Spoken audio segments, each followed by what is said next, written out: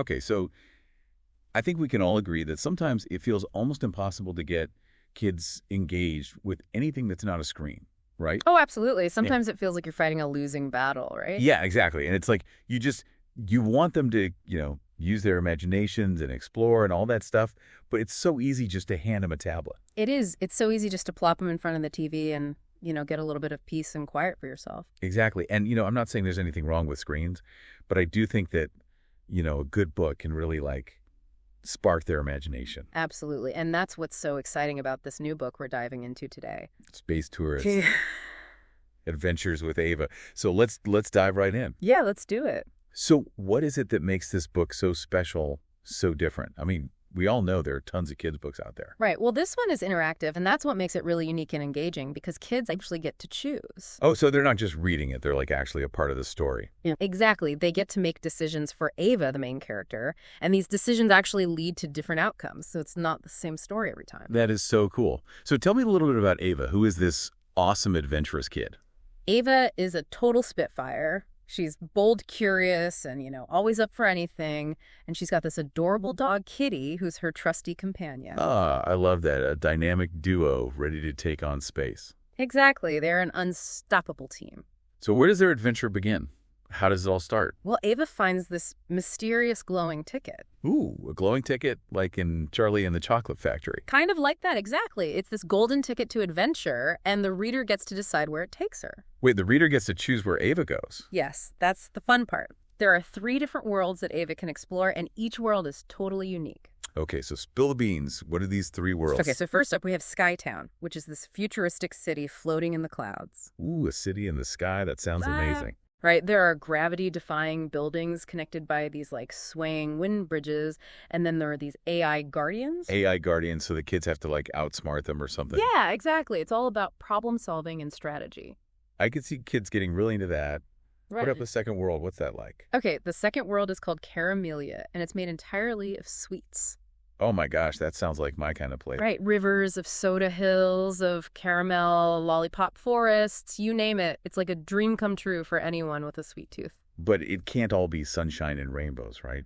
There's about to be some sort of challenge or conflict. You're right, there's a little twist. What is it? There are these sugar golems guarding a secret, and the kids have to figure out what it is. Sugar golems. Okay, that's pretty clever. It's like a blend of sweet and spooky. Yeah, exactly. And then the third world is Solaris. Solaris, okay, tell me about it. It's this vast desert planet with ancient pyramids and hidden puzzles. Oh, wow. So like Indiana Jones in space? Exactly. Kids have to decode alien symbols and navigate all these challenging terrains.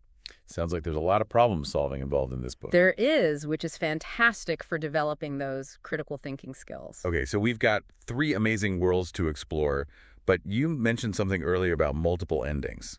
Yes, that's right. There are 8 different possible endings depending on the choices the reader makes. Wow, 8 different endings. So every time you read it, it could be a completely different adventure. Exactly, and that's what makes it so great for replayability, because kids can go back and make different choices and see what happens. Okay, so this book sounds incredible. I'm already sold on it.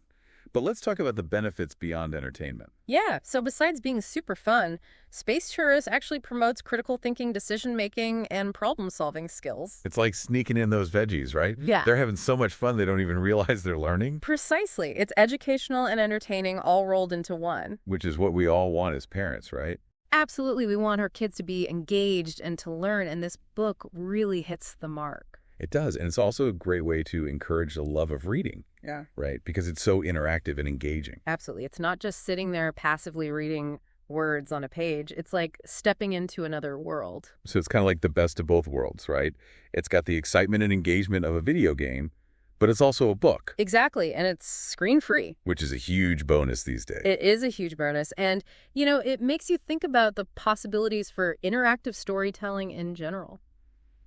Yeah, what other topics could be explored in this way? I mean, imagine a choose-your-own-adventure book about history or science or even music. The possibilities are endless. That's a really cool thought. It's like taking learning to a whole new level. It is. And I think we're only just scratching the surface of what's possible. Well, I, for one, am excited to see where this goes. And I think Space Tourist is a fantastic example of how to make reading fun and engaging for kids. I completely agree, and I think parents are going to love it too because it's a book that they can enjoy reading with their kids. Absolutely. It's a win-win for everyone. Exactly. So there you have it, folks. Space Tourist Adventures with Ava. If you're looking for a screen-free way to spark your child's imagination and keep them entertained for hours, this book is definitely worth checking out. I couldn't agree more.